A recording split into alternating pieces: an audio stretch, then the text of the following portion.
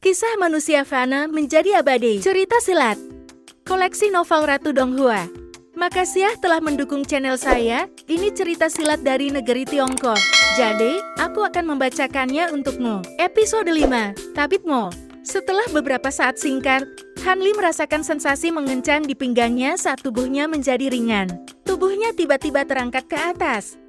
Memutar kepalanya, Han Li melihat senior kurus membantunya naik ke tabing.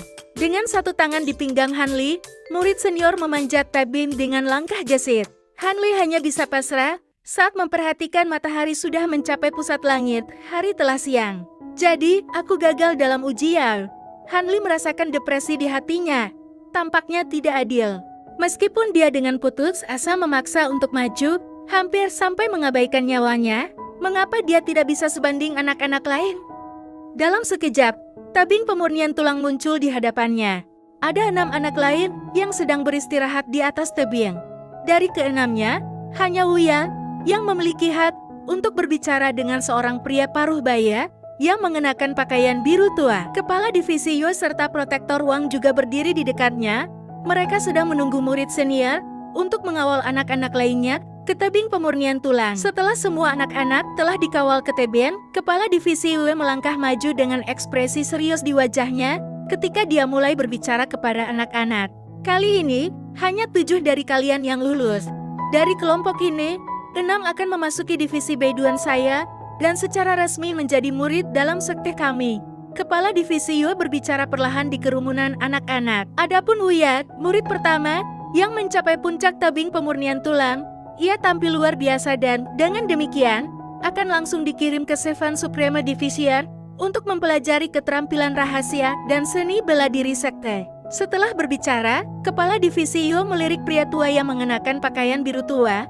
Pria tua itu memutar-mutar janggutnya di satu tangan sambil mengangguk puas pada Kepala Divisi Yue.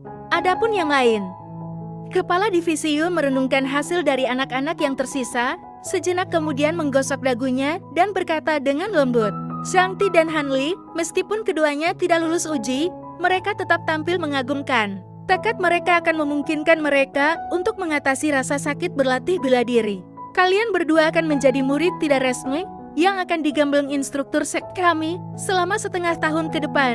Setelah setengah tahun, kalian akan diuji lagi. Jika kalian lulus, kalian akan bisa menjadi murid dalam, tetapi jika gagal, kalian akan dikirim untuk bergabung dengan murid luar, membantu sekte menangani urusan luarnya. Han Li melirik anak bernama Zhang Ti. Seperti Han Li, Zhang Ti juga mulai memanjat tali, tetapi gagal karena mencapai puncak tabing pemurnian tulang sebelum tengah hari.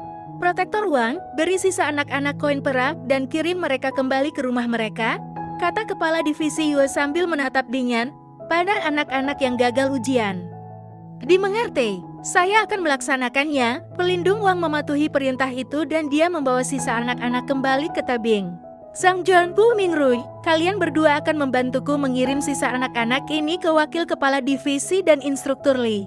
2 murid senior melangkah maju dan memisahkan Han Li dan yang lainnya menjadi 2 kelompok kemudian memimpin mereka menuruni tebing. Salah satu murid senior adalah senior kurus yang selalu berada di belakang Han Li. Saat mereka menuruni tebing, Han Li tidak bisa menahan untuk tidak melirik Woyang dan menemukan bahwa dia masih mengobrol dengan pria tua dengan jubah biru gelap itu, tampaknya tanpa niat bergerak dari tempat itu. Dia berbeda dari kalian semua.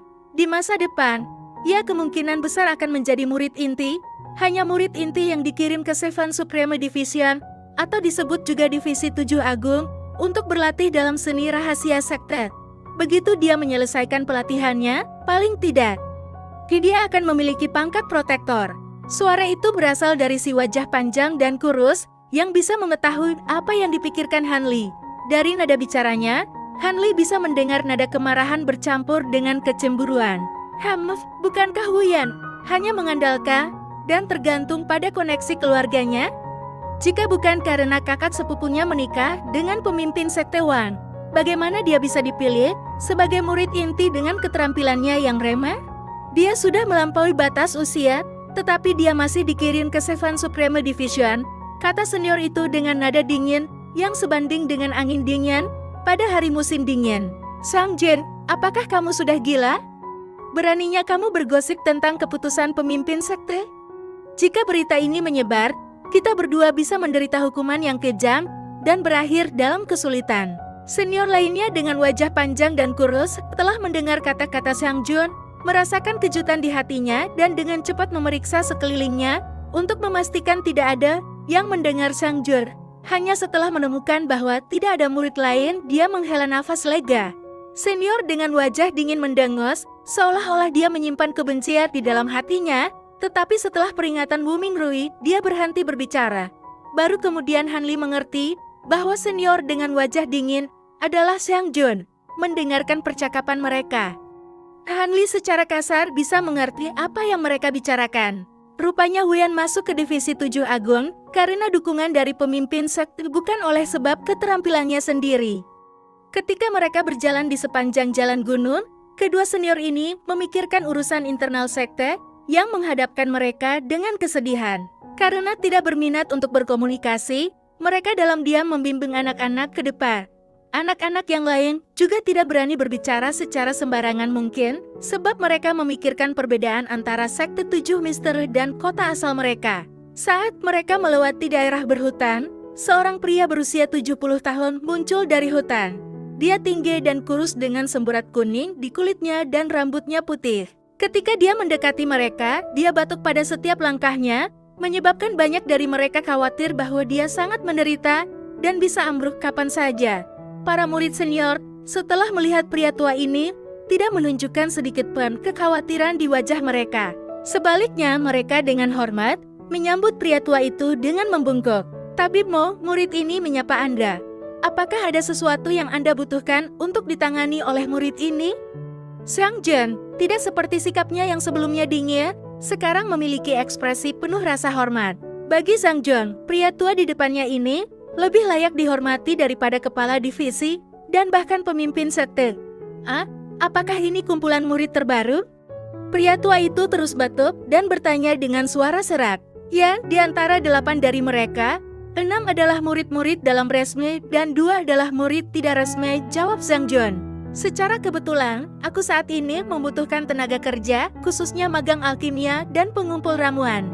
Biarkan keduanya mengikuti saya sebagai gantinya. Tabib Mo secara acak mengangkat jarinya dan menunjuk seperti sebuah keberuntungan ke arah Han Li dan Xiang Ti, 2 murid tidak resmi. Murid ini akan menuruti kata-katamu. 2 murid tidak resmi ini benar-benar menarik perhatian Tabib Mo yang terhormat. Keberuntungan mereka pasti luar biasa. Kalian berdua, mengapa kamu masih berdiri di sana? Cepat dan kemarilah untuk memberi hormat kepada Tabib Mo. Jika kalian dapat belajar 1 atau 2 hal tentang seni penyembuhan dari penatua yang terhormat ini, Anda akan sangat beruntung. Kedua senior tidak memiliki jejak keraguan atau keberatan di wajah mereka.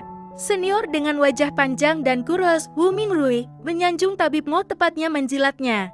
Han Li dan Xiang Ti, setelah melihat perubahan hati kedua murid senior yang tiba-tiba, tidak keberatan.